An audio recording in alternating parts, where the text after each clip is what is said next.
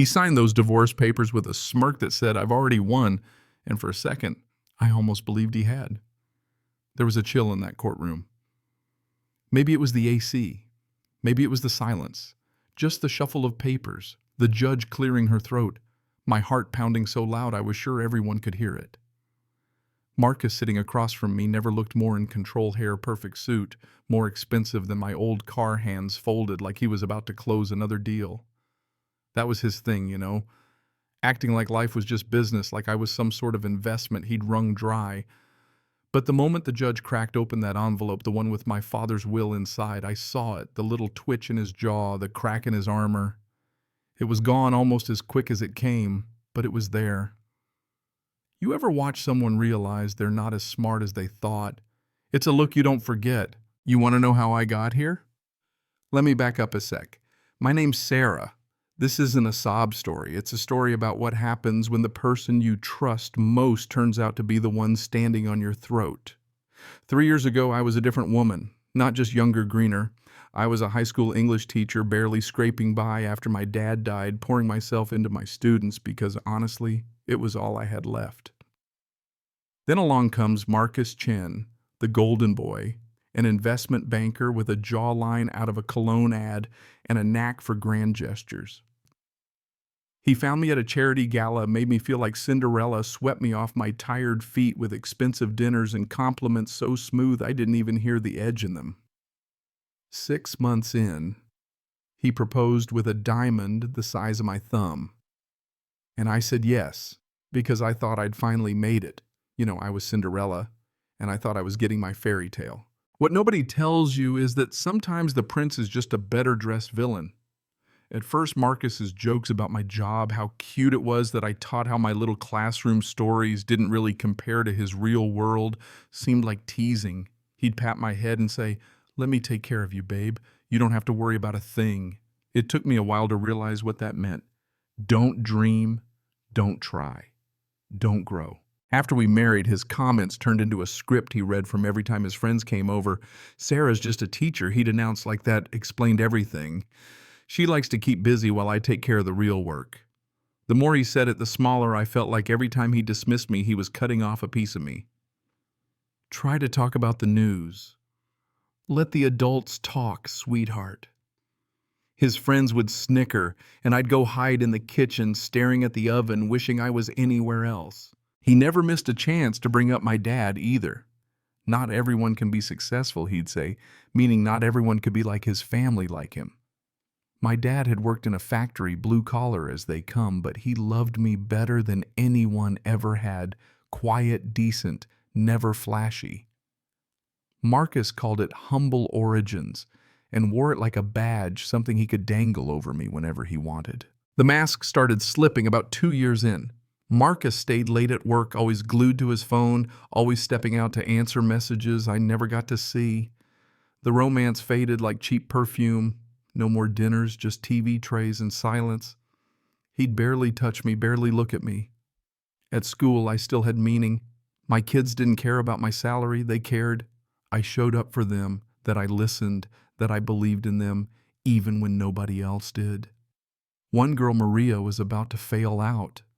I tutored her after hours, cheered her on, watched her land a full-ride scholarship. She hugged me and said, "You changed my life." That's the kind of thing you hold on to when home feels like a cage. At home, though, I was shrinking, letting Marcus convince me I was nothing special. "You should be grateful I took a chance on you," he'd say. And the scariest part, I started to believe him. The breaking point hit on a Tuesday. I'd just come home from a parent conference feeling proud, ready to share good news, but I found Marcus in his study on the phone laughing. I hovered at the door and heard him say, "Trust me, she has no idea. She's so naive, it's almost cute. She thinks I married her for love." His laugh was cold ice in my veins. "Of course there's a prenup. When we divorce, she'll get nothing. I'll get the house, her dad's land, everything. She signed it all over and doesn't even know." He kept laughing, bragging to his friend about how easy I was to control, how he deserved an award for this performance, 3 years pretending to love someone so boring and ordinary. I stood there invisible, listening to my own life be picked apart like a business deal. I didn't sleep that night, not really. I just lay there counting the lies, the years, all the things I'd given up. Next morning, I called in sick, first time in forever. I needed to see for myself just how deep I was in. I spent the day poring over documents, tracing Marcus's careful little traps, every asset, every bank account, the house, my dad's land, all in his name or joint, but with him holding the reins. I'd signed things thinking it was just mortgage paperwork, insurance, whatever. He'd set me up from the start. A week later, he comes home with flowers and wine, acting sweet for the first time in months, which should have been a red flag. "We need to talk," he says, and he lays it out. Wants a divorce already. Got the papers drawn up, says he'll make it easy for me. I ask about the house. It's in my name. He shrugs, but you'll get enough to start fresh, the land. We'll have to sell it to pay the mortgage. He was so smooth I almost wanted to clap. If I hadn't heard that call, I might have signed thinking he was being generous. I bought time. Let me think about it. That night I read every line of those divorce papers. He'd left me just enough to rent a tiny apartment for a year. He kept the rest, the house, the accounts, the land, everything. I'd be left with nothing but my last name. I cried for a day, but then I got angry. Real angry. I called up a lawyer, a woman named Margaret Willis, recommended by a friend who swore she was a shark. Margaret listened, flipping through my paperwork, and finally says, "You signed a lot away, but maybe not everything. Tell me about your father's land."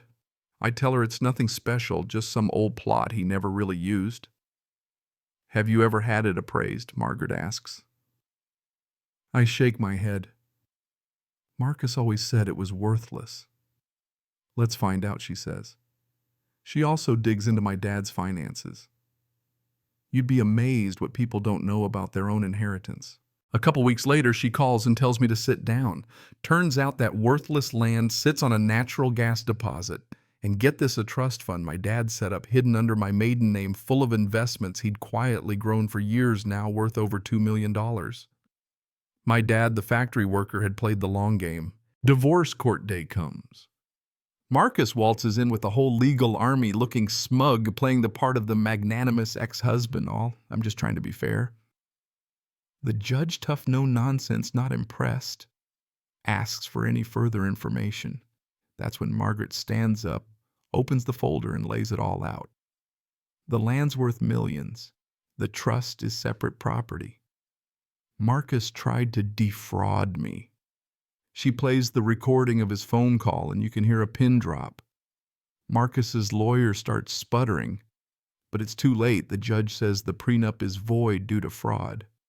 I get the land, the trust, and half of everything else.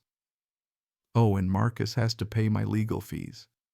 The look on his face, that meme of the guy realizing he just lost everything that. We're leaving the courthouse, and Marcus comes running after me, desperate. "Sarah, this is a misunderstanding. Please, we can fix this." For the first time in years, I felt tall. "No, Marcus. The only misunderstanding was thinking you could break me and get away with it. You thought I was nobody, but turns out I'm worth more than you'll ever be. And I don't mean the money." He looked like he wanted to disappear, and honestly, I didn't feel sorry for him. I was done seeking approval from anyone but myself. Turns out my father knew exactly who he was raising, a woman strong enough to take a punch and smart enough to get back up swinging. He set up that trust not because he doubted me, but because he wanted to protect me just in case. I was crying the day I read his letter, not from sadness, but from pride. Sometimes the people who underestimate you the most are the ones who push you hardest to show your worth.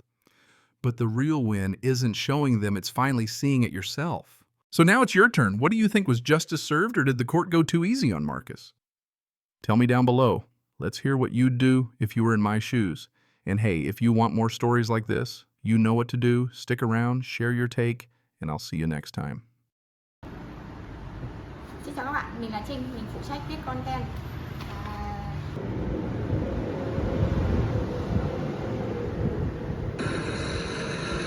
Vamos supor, você falou um negócio sério. Ele esconde, Let somebody know, please. After the tree to hold on to. Yeah, Yeah, use the fence. Use the fence.